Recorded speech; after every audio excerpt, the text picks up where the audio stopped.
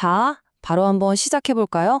우리가 매일같이 경비원분들을 보잖아요. 그런데 이분들을 현장에 배치하기까지 과연 어떤 공식적인 절차들이 숨어 있는지 혹시 궁금해하신 적 있으세요? 에이, 그냥 신고만 하면 되는 거 아니야? 이렇게 생각하실 수도 있는데요. 전혀 그렇지 않습니다.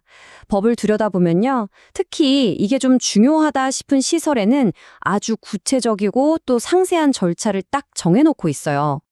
자, 우선 가장 기본적인 경우부터 한번 살펴볼게요. 법에서는 이걸 일반 경비원이라고 부르는데요. 우리가 흔히 사무실 건물이나 쇼핑몰 같은 곳에서 뵙는 바로 그분들이죠.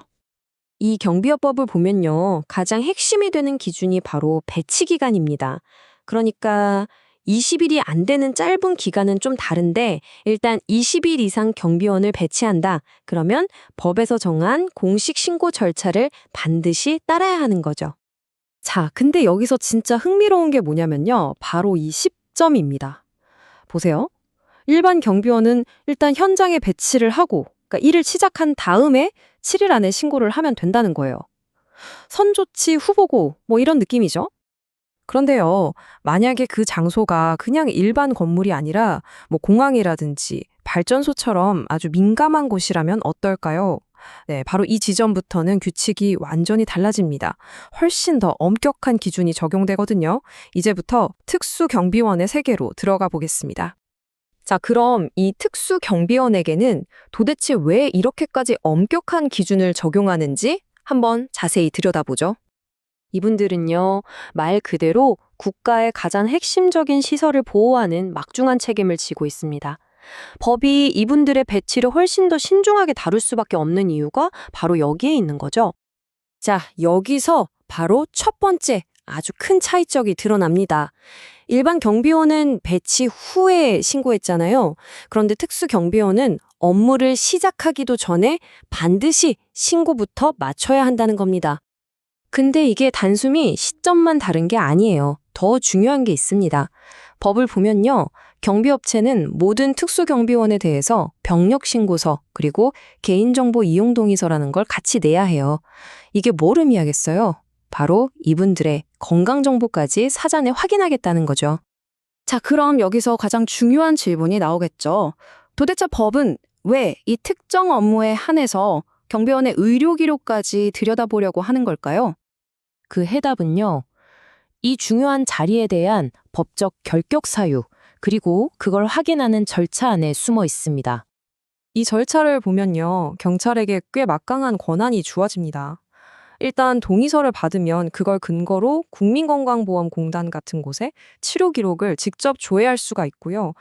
이걸로도 좀 부족하다 싶으면 전문의의 진단서까지 내라고 요구할 수 있어요. 한마디로 정말 철저하게 검증하겠다는 거죠. 이건 법률 시행령에 딱 명시된 결격 사유 목록의 일부입니다. 조현병, 양극성 정동장애, 알코올 중독 같은 것들이 포함되는데요.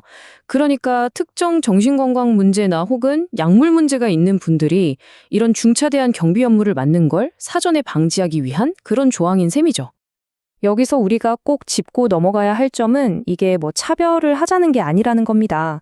이건 국가적으로 아주 중요한 시설을 지키는 분들이잖아요. 그러니까 그 막중한 책임을 온전히 감당할 수 있는지 의학적으로나 정신적으로나 적합한지 확인하기 위한 말 그대로 최소한의 안전장치라고 이해하시면 됩니다.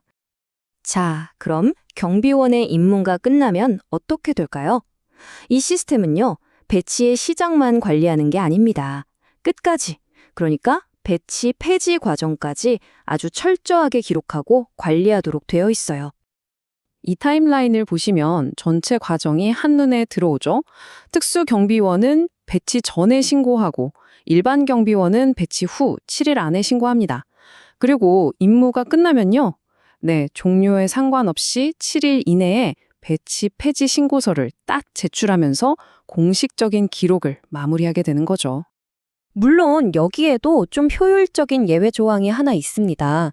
만약에 처음 배치 신고를 할 때 이 사람은 언제까지 근무합니다 하고 종료일을 미리 딱 명시했다면요. 굳이 배치 폐지 신고를 또 할 필요는 없다는 거죠.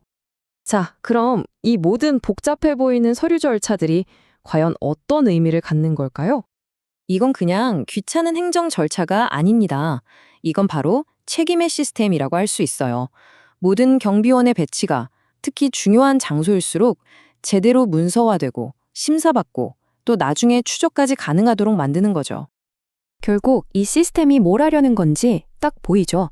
중요한 자리에는 제대로 된 사람을 가려 뽑고 누가 언제 어디서 일했는지 명확한 기록을 남기고 문제가 생겼을 때 책임을 물을 수 있게 하고 심지어 경비원 본인이 원하면 자신의 경력을 공식적으로 증명받을 수도 있게 해줍니다. 이 모든 게 바로 안전과 직업적 책임을 위한 하나의 큰 틀인 셈입니다. 결국 이 전체 과정을 보면요. 현대사회가 안고 있는 보안이라는 문제의 근본적인 딜레마를 생각하게 됩니다. 바로 엄격한 심사와 개인의 사생활 보호, 이 둘 사이의 균형을 어떻게 맞출 것이냐는 거죠. 지금 우리가 살펴본 이 규칙들은 우리 사회가 그 균형점을 찾기 위해 만든 하나의 방식입니다. 하지만 이 고민과 논쟁은 앞으로도 계속될 수밖에 없겠죠.